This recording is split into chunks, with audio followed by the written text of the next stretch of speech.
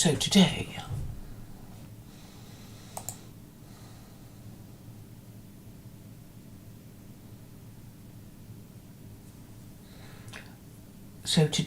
I spoke to a few people. I'm not sure if I'm audible. I believe so.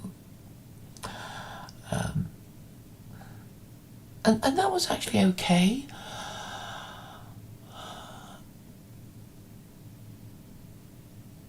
In that I think I was understood. Yes, it is quite important for me to be understood because I think I'm saying something important.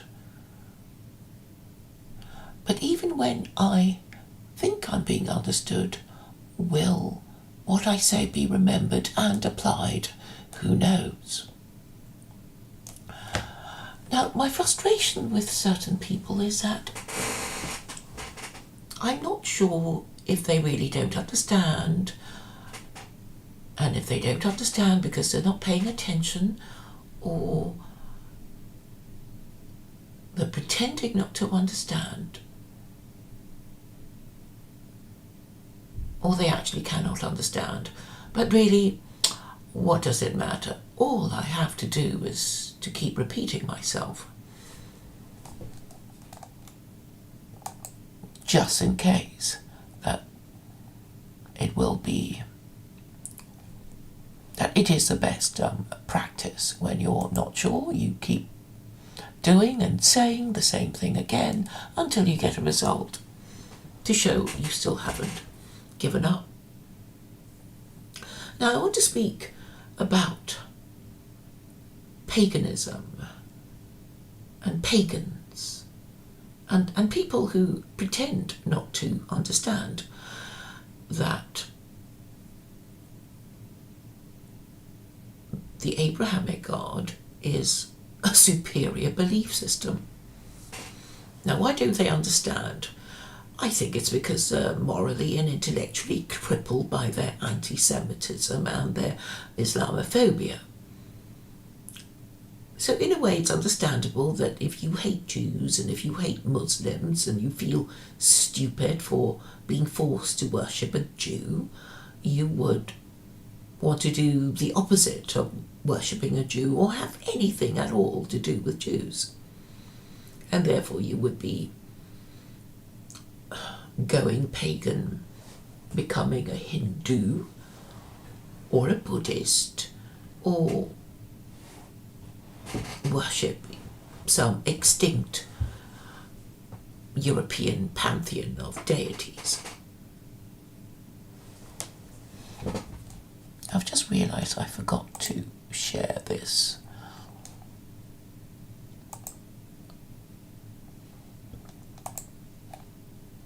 And why is that stupid?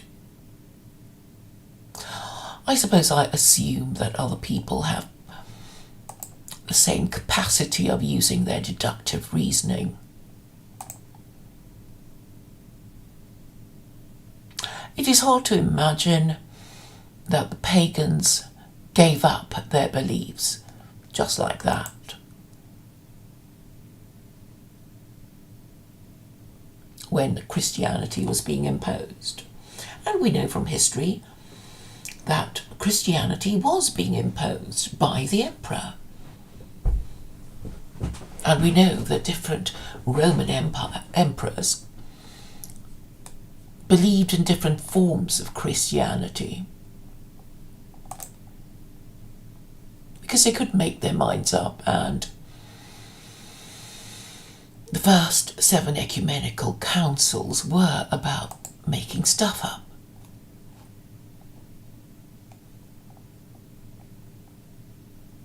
So I'm saying that paganism has already failed. So when the emperor decided that he was going to chuck out the chintz of paganism,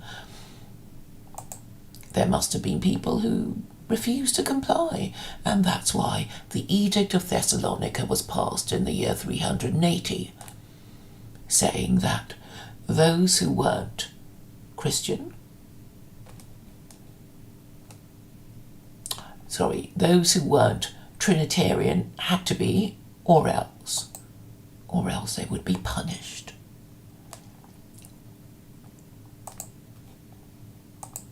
And obviously that required some state intimidation until eventually it was complete and the pre-Christian pagan deities became extinct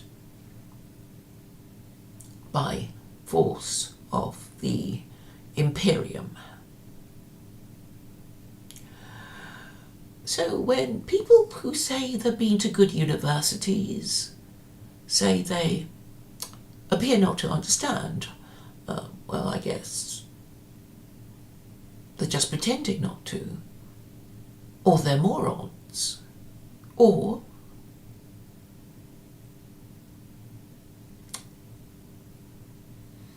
what else could there be? What other reason? The morons, they're pretending not to understand, or they half understand and then instantly forget. I just don't know.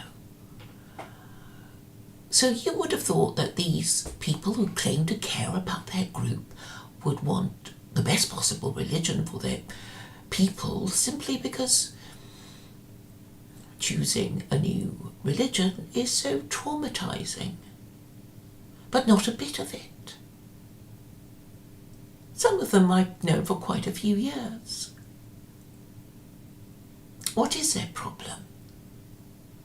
I think it's just infantile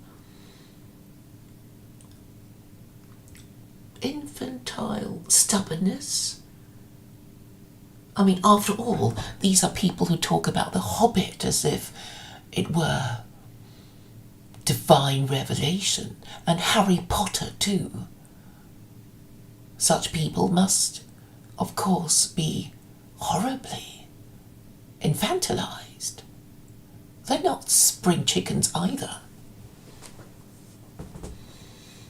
And I already know they have some substance abuse problems.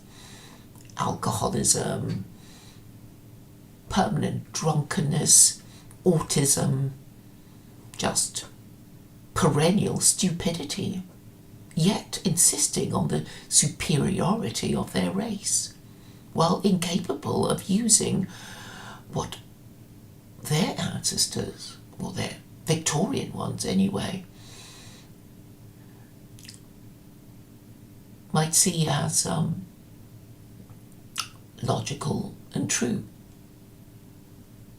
So they retreat into infantile fantasy of being hobbits or doing magic in what's that stupid school that Harry Potter goes to? Oh yes, and Aleister Crowley. That's infantile, isn't it? Crowley's children, I know he had children, he was suspected of having sex in front of them. None of them wished to acknowledge him. So, anyway, these are the people who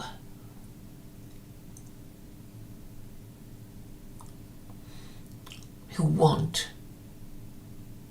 paganism. So you can dismiss them as being infantile, incapable of using their deductive reasoning, and if they went to good universities, well, it was clearly wasted on them. They never learned how to use their faculty contempt.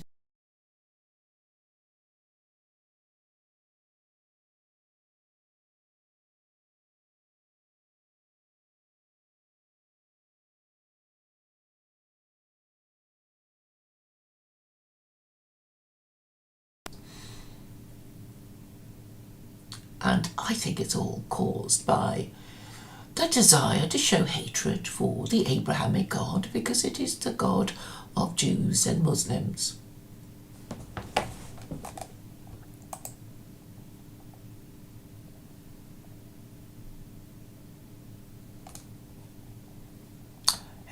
God.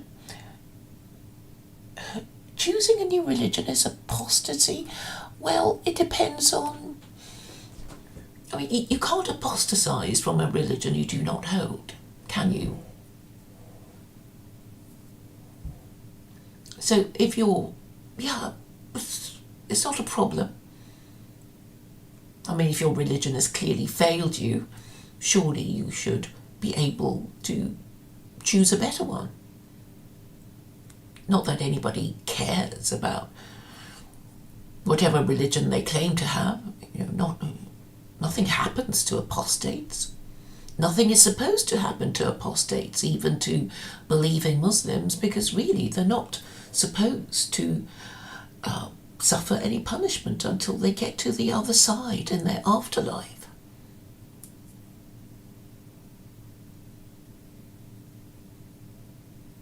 But Aleister Crowley, Harry Potter, hobbits, they really have no sense of dignity, do they?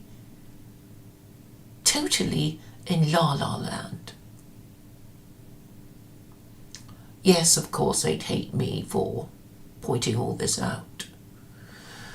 And it's such a shame that I can't find anyone able to understand my reasoning. Not on this side of the Atlantic anyway, but the Americans are much better. It's so sad that the Europeans have just degenerated into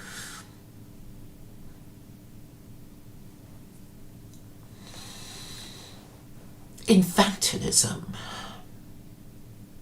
And this is where they want to be and where they want to stay.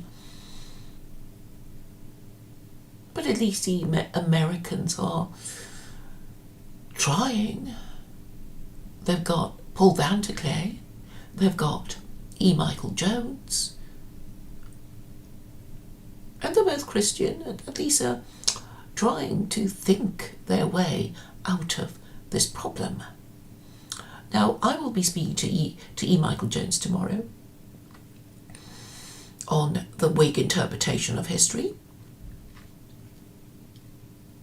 And this is, of course, linked to monarchy, republicanism, Catholicism, Protestantism, liberalism, and the failure of liberalism, and the inevitable descent of liberalism into sexual liberation from the rules of marriage and good parenting.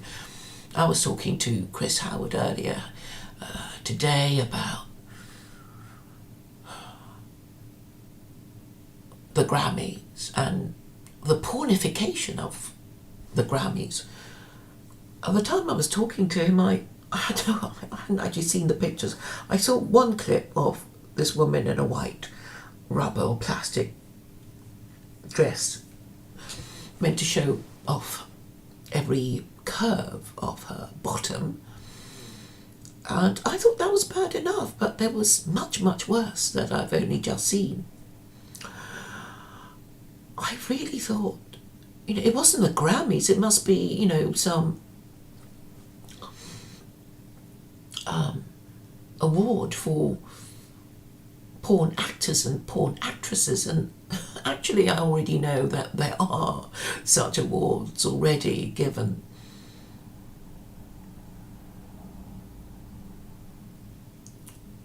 Oh yes, and Chad was complaining about it because I don't know what time they were showing it in America, but obviously nobody would want their children to see it.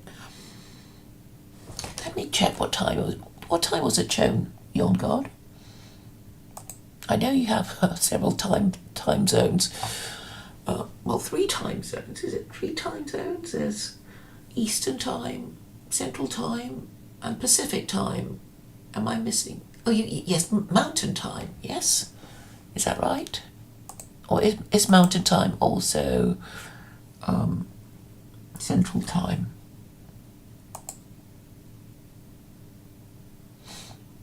I'm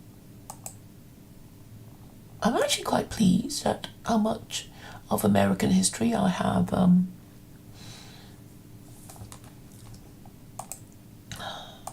absorbed time zones in America? I know there's Hawaii. How many in the US? In case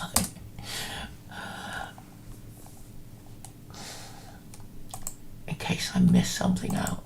You never know.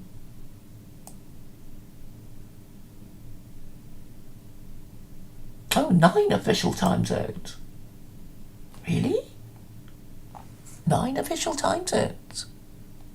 Oh yes, I'm not including the uninhabited atolls of Baker Island and Wake Island.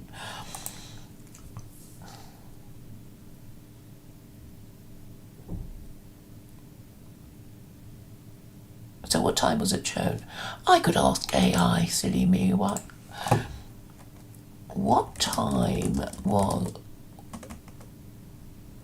was the Grammy Awards shown in US time?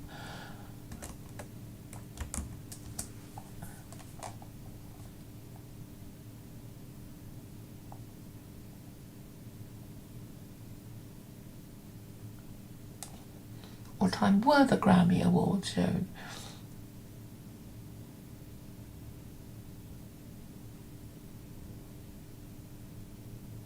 Oh, well, in the UK we have something called the watershed, which is 9 o'clock. Of course, everybody in practice ignores it. So, in theory, a school-aged child, could have seen the Grammy Awards with the, what must they think? I suppose future historians will look upon us in astonishment, in possibly the same way that we look with horror at what the Aztecs did.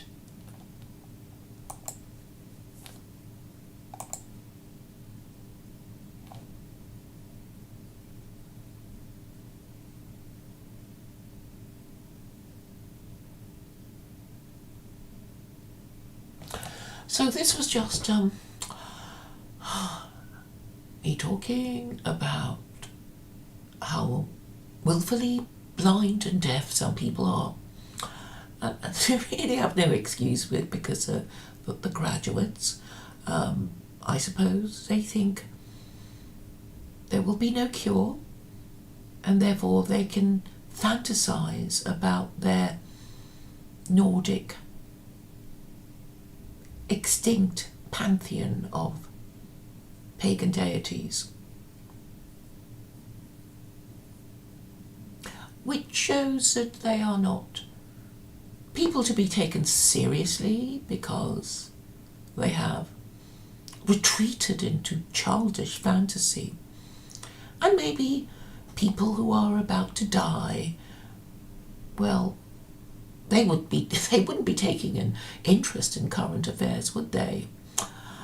If you're on your deathbed, I guess you'd just be thinking of your past and maybe coming to terms with it. But are these people even coming to terms with it? Aleister Crowley? Harry Potter? Hobbits? Lord of the Rings?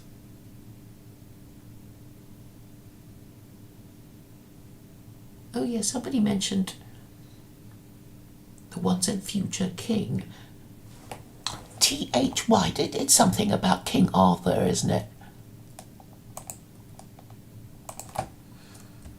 Once and future king. I didn't read it.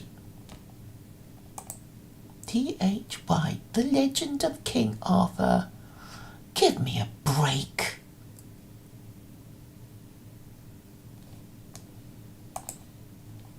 Senile dementia. I guess America is not that much better off.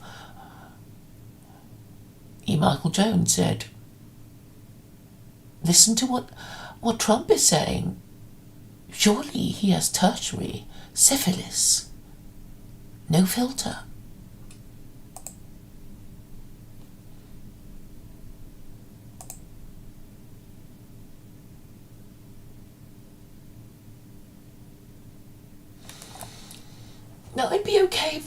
if just occasionally I bumped into people like that, they're all like that, they're all like that. Are things better in the TLC? They're just people who specialise in talking nonsense. And then the other people specialise in nodding along to it. And pretending they don't know what I'm on about when I say, what are these people talking about? What is his proposal?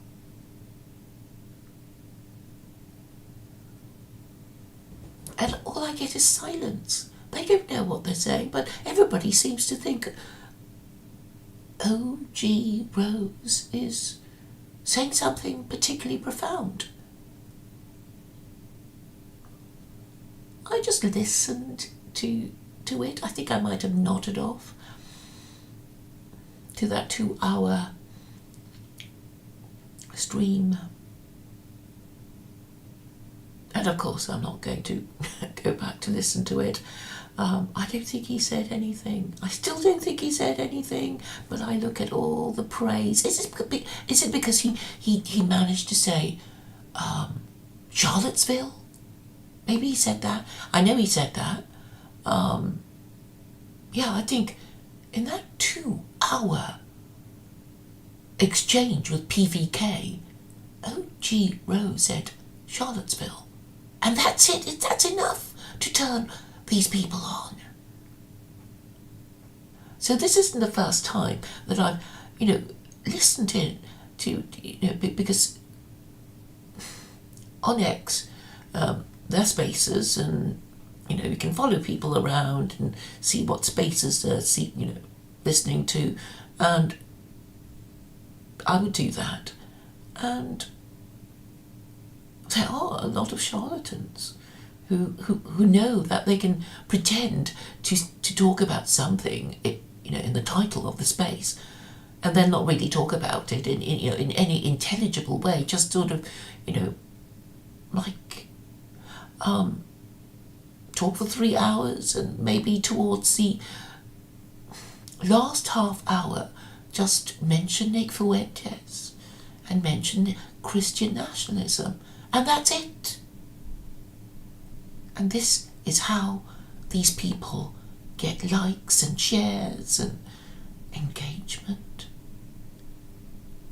But if you want to ask them, what do you mean by that? They'll block you, right?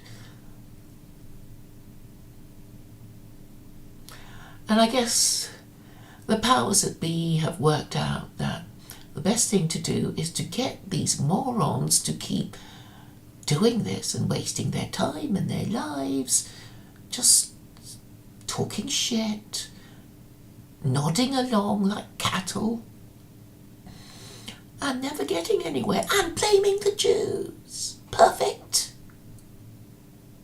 And the Muslims. And never understanding that these Jews and these Muslims, they have something better, don't they? In terms of their hero, the Jews have Moses, and the Muslims have Muhammad. What do Christians have? And the way they talk about following Jesus, surely they must know it is impossible to follow a dead man unless you want to follow him to his grave. So the most you can say, if you want to follow a dead man, is to say that he wrote some stuff, he wrote a few books, an instruction manual, whatever, and you could read that and internalize it. What did Jesus say in Sermon on the Mount? Nothing intelligible that I can tell. And that's supposed to be the height, the distillation of Christian wisdom.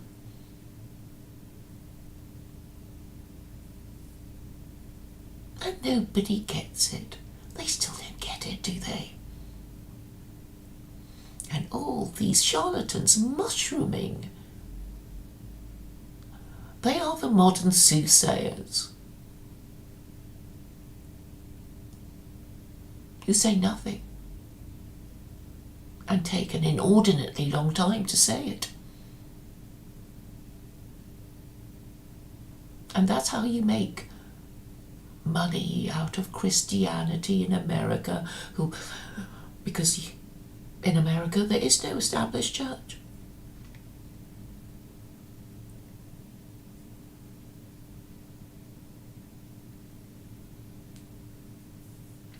Today I thought of a very suitable analogy of truth and methane gas, and of death and drowning.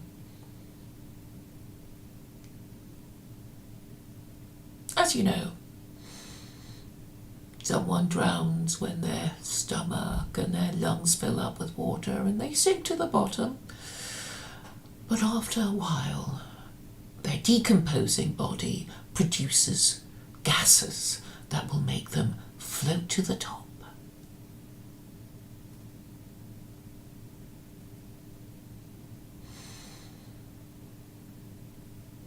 And these gases could very well be equated with the lies that are uncovered in time.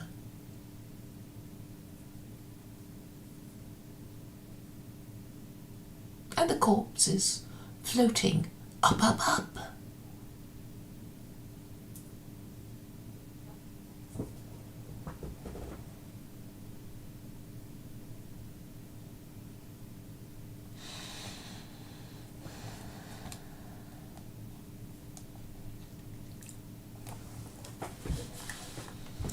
Yes, Jesus didn't write anything down.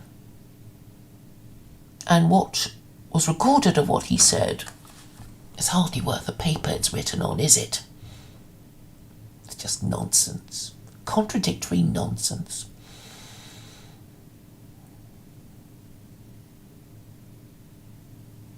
Yon God says, if they're selling Christianity in America because capitalism, does this mean that if the customer is always right and the customer is satisfied with the product, the free market one?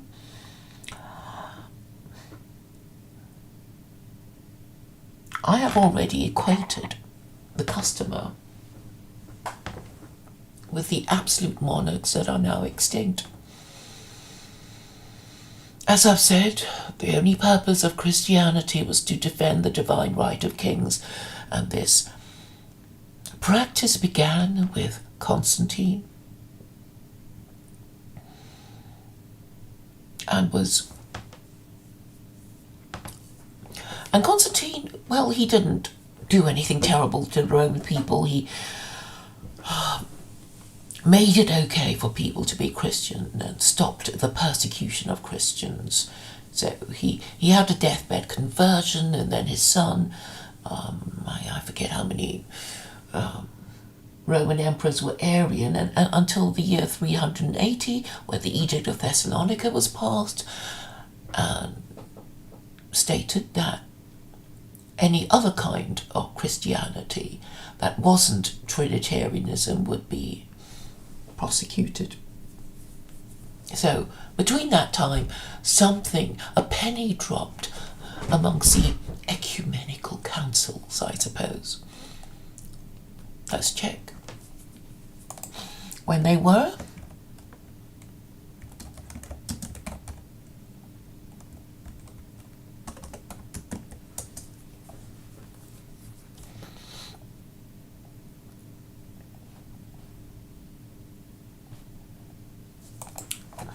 First 7, those are the most important ones.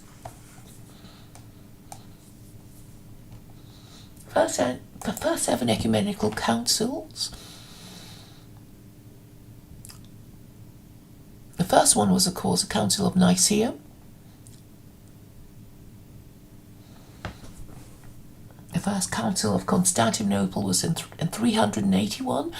The Council of Ephesus was in 431. The Council of Chalcedon was in 451. The Second Council of Constantinople in 553. The Third Council of Constantinople from 680 to 681. And finally the Second Council of Nicaea in 787. These 7 events represented an attempt by church leaders to reach an orthodox consensus, restore peace, and develop a unified Christendom. Among Eastern Christians, by the Eastern Orthodox, Oriental Orthodox, and Church of the East churches, and among Western Christians, the Roman Catholic, Anglican, Utrecht, and Polish National Catholic, and some Scandinavian Lutheran churches all trace the legitimacy of their clergy by apostolic succession back to this period and beyond to the earlier period, referred to as the early church. Okay, I won't bore you with the rest of it, but you know that these councils represent attempts to get their story straight. And Western history cannot be understood without an understanding of church history and the construction of these lies that were force-fed to generations of Europeans. And of course they're finding it hard to come to terms with the lies, the enormity of the lies that were forced down the throats of their ancestors since the 4th century.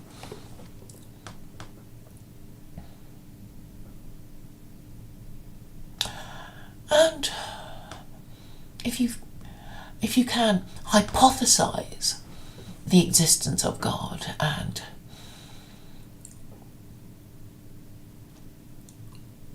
the afterlife, when the mortal sins of idolatry and blasphemy are actually taken into account. So all these Christians who died Christian, even if they committed no other sin, would be going to hell for these 2 mortal sins of idolatry and blasphemy. And that is why it's so important to finally ask ourselves if it is idolatry to worship a man, and whether it is, and whether anthropomorphism is idolatry.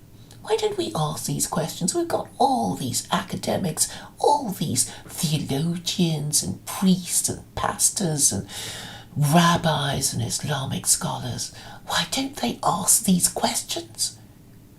Why must it be me? Is it because they're all hypocrites and don't really give a damn about the afterlife? Because they don't really believe that God exists to punish them for anything, making them hypocrites.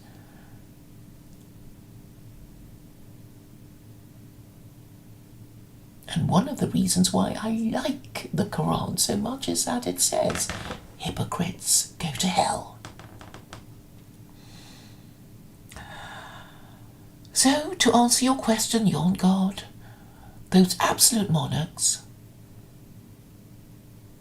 who converted to Christianity and insisted that their subjects follow their religion, well, they'd all be in hell. I dread to think how many European souls were sent to hell because they lived in Christendom. There were a few exceptions, such as Michael Servetus. He refused. He refused to pretend to be a Trinitarian.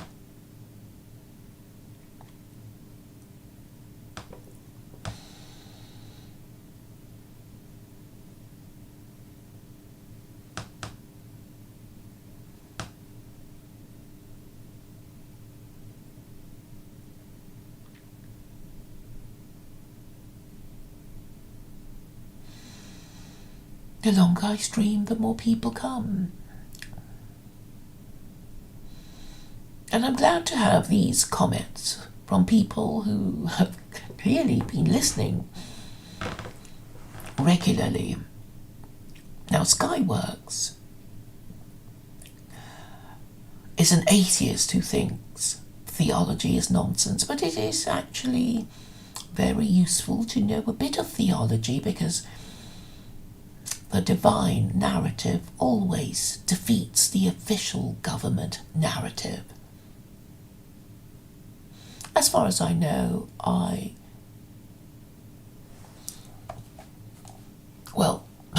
do know that I haven't been removed from any stream. The last stream was a premiere by Christian Baxter talking to somebody called Trey Huntley, whom I featured as a short on one of my my channel, talking nonsense, not saying anything much, but that's their thing now. These Christians talking nonsense to each other and nodding along.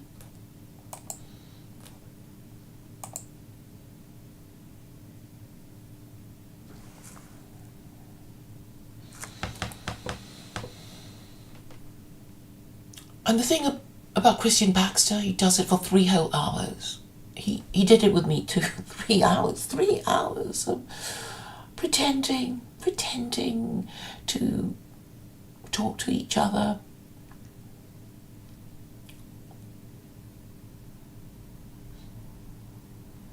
Oh yes, something new that I turned up was the fact that Yale and Harvard started as Unitarian.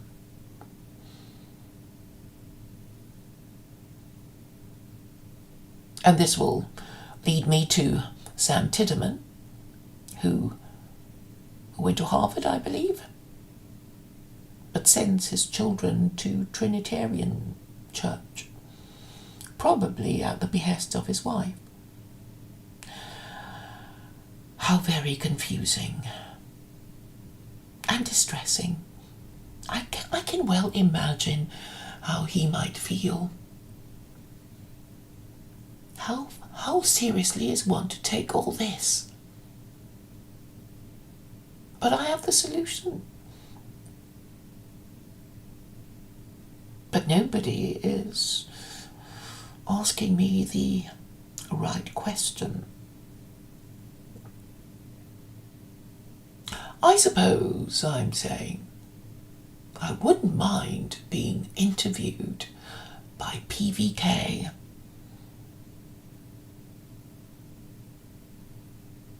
But whether he'd want to do that is another thing altogether. But I think it would be helpful to his channel. And if, after having me on as a guest, his channel gets nuked, then we'll know, won't we, what a powerful message I have.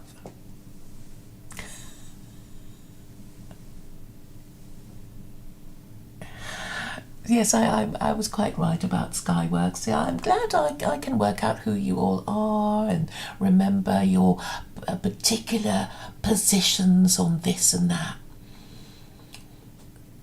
I'm glad you mentioned hell, because this is something I've been arguing with Luke Thompson over the weekend. And there's a 7-minute video of Luke and me. And I think I've worked him out. He's basically a narcissist.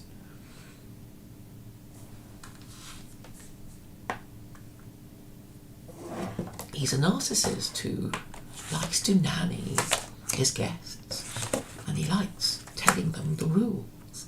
And sadly, he's not really interested in letting anybody make their points. Because what he does is, now what have you got to say, what have you got to say, and what have you got to say, and what, you know, and that's it.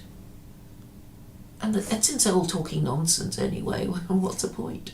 I was the only one who wasn't talking nonsense, but then he told me, I didn't steal, man, the attempt to make Christians think like atheists and think death is the end.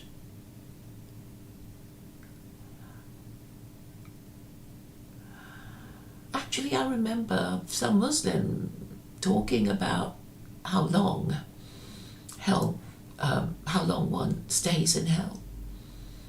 This was maybe a year ago, so there's obviously a move afoot in academia to basically turn everyone into atheists, even though they think they're Muslim.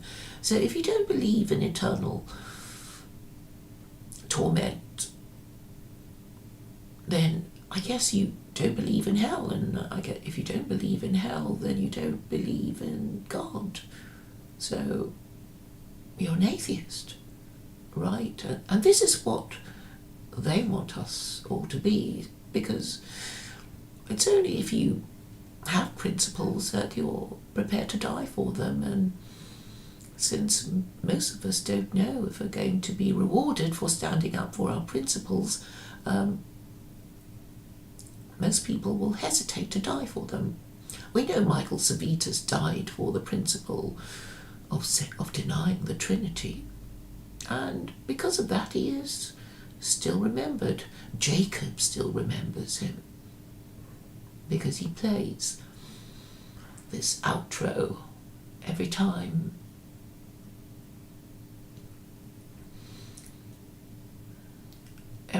he does a Just Chatting stream. So good on Michael Servetus, a proto-Muslim European prepared to die for his principles. Our matriarchy would not want any of us to stand up for any principle. We already know that if we were to stand up for any principle, we would be denounced as fundamentalists, extremists, and domestic terrorists.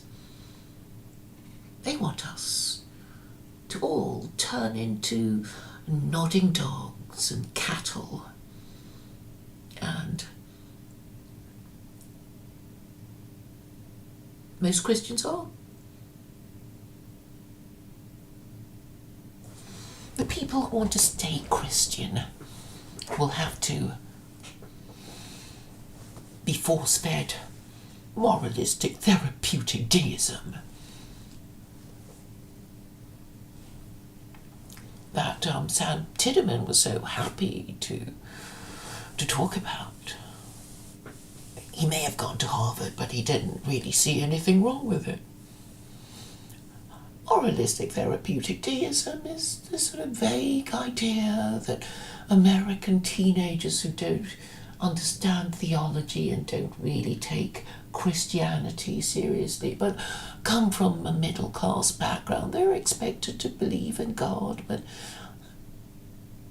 don't take hell very seriously. But if you don't take hell or heaven seriously, then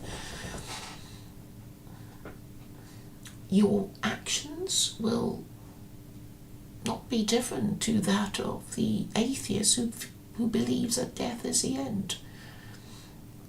And so it means that American men will continue being deprived of their First Amendment rights by their wives.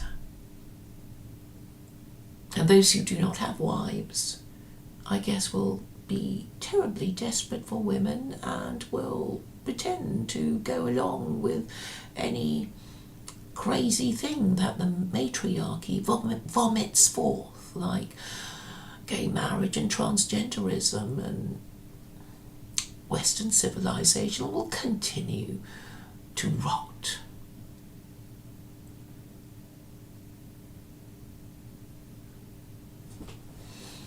And this is what will continue to happen until somebody understands and engages with what I'm saying. I guess it won't be Rob Cobb or Ren Cobb or anyone who idolizes Aleister Crowley and talks about being hobbits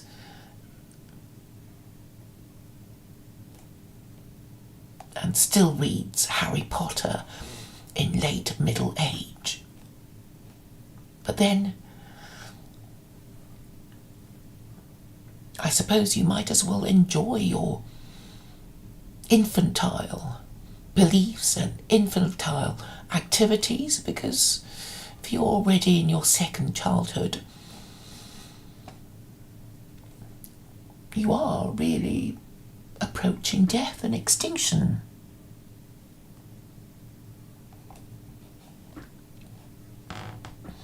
I don't have to be a theist.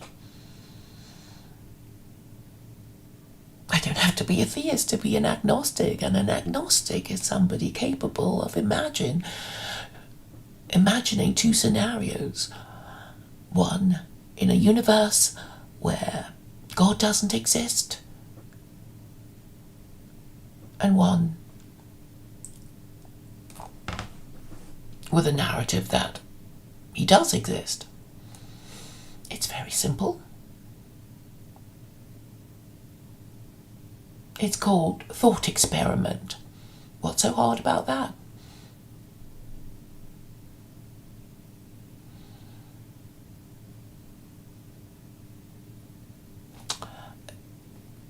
I actually have a sort of big topic that I wanted to discuss, but how long have I been talking now?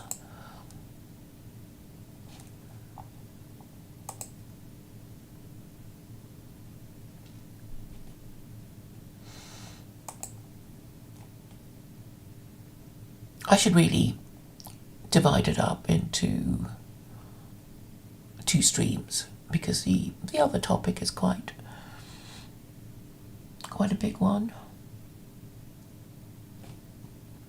Let me just check how long I've been talking. Yeah, 48 minutes ago.